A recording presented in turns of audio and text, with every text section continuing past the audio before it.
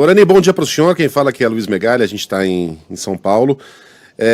E ao meu lado está alguém que o senhor conhece, o Rodolfo Schneider, que é o nosso diretor de conteúdo aqui da Band, e já encontrou com o senhor algumas vezes. Era, se não me engano, chefe de redação ou diretor de redação na época da Jornada da Juventude, Rodolfo? Era diretor de jornalismo na Band do Rio, com emoção. Bom dia, Megali, Coutinho, todos os ouvintes, né? Um dia muito triste para todos, né? Principalmente para a Igreja Católica. Cardeal, primeiro, bom dia, muito bom mais uma vez estar aqui com o senhor. A gente sempre se encontra no início do ano, na trezena de São Sebastião. O senhor sempre vai à Band, sempre vai ao Grupo Bandeirantes no Rio de Janeiro. É um dia tão triste, mas queria também que o senhor contasse para quem está nos acompanhando aqui o que foi aquela emoção do primeiro evento pós-início do papado de Francisco, quando ele vai ao Rio de Janeiro na jornada. E muita gente não lembra, né? Estava aqui conversando com o Megali fora do ar, o perrengue que foi, as dificuldades que foram quando tivemos a chuva na Zona Oeste, alagando o que seria o local do grande encontro, virou tudo para a praia de Copacabana. Ou seja, o senhor viveu um momento lindo, emocionante, inesquecível, mas ao mesmo tempo também foi um momento de fortes emoções, né? Sem dúvida, eram muitas questões que tínhamos previsto, depois as circunstâncias tiveram mudar. Tem um local de encerramento de seio de Zona Oeste para Copacabana, como também as questões todas, na época, muitas manifestações, né, que queriam aparecer aí onde a chegada do Papa, enfim, tantas questões possíveis, mas pensando, Deus acaba avançando, e foi um grande momento para a igreja, para o povo, para os jovens, que superlotaram a parte de Copacabana, quase 3 milhões e meio de jovens na missa final. Eu creio que isso faz parte um pouco as vicissitudes, as dificuldades, cabe nós administrarmos isso tudo, e graças a Deus tudo muito bem. Dom Orani, o senhor já recebeu o comunicado oficial do Vaticano, a convocação para o conclave? E uma segunda pergunta, o senhor agora há pouco num pronunciamento disse que não tem interesse em ser Papa, mas há muitos cardeais que entraram sem esse interesse específico e saíram de lá empossados. Qual é a expectativa do senhor para o conclave e quando é que o senhor está embarcando para Roma? Decidimos aqui essa manhã, estamos ainda elaborando a questão, temos agora reunião com os meus assessores, para ver como é que nós vamos colocar as questões que na arquidiocese, os vários compromissos que nós temos, que tem ordenações episcopais marcadas, e tantas coisas mais, podemos colocar isso tudo, a gente precisa ir para Roma, e sem dúvida, né, eu espero voltar para o Rio de Janeiro tranquilamente depois de tudo isso. O senhor tem um candidato favorito? O senhor tem em mente alguém que acredite, que o senhor acreditaria estaria à altura da responsabilidade, Dom Orani? Acho que todos os cardeais têm sua responsabilidade e podem fazer um belo trabalho. Acho que Deus tem sempre que nos ilumine, sempre tem um momento.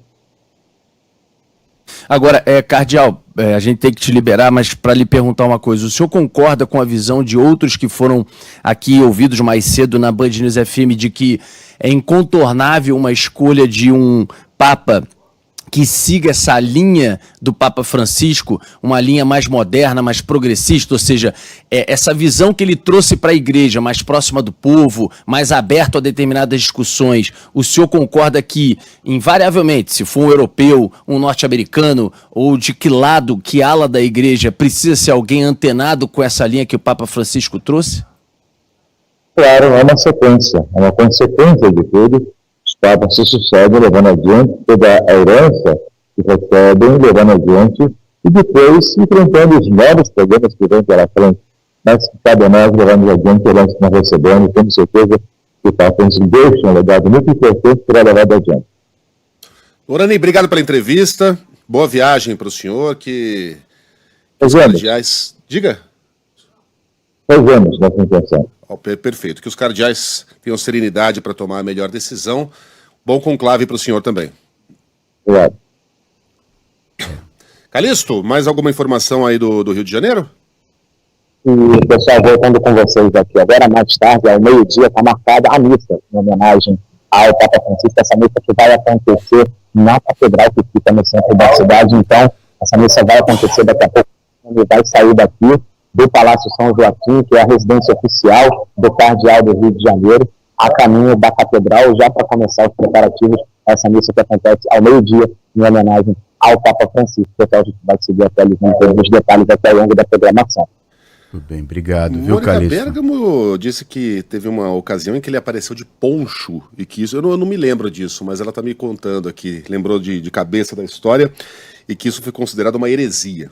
E o Rodolfo se lembrava aqui fora do ar, né? O Cardeal chegou a falar rapidamente, mas a comoção e a dificuldade, até logística, que foi essa visita do Papa ao Rio de Janeiro, né, Rodolfo? Coutinho, eu lembro, e é legal a gente falar dessa viagem, porque realmente ele foi escolhido, ele ficou alguns meses no Vaticano, como uma introdução, e depois a primeira viagem dele é para o Brasil, é para a Jornada Mundial da Juventude, que já vinha sendo preparada há anos, 2013 isso.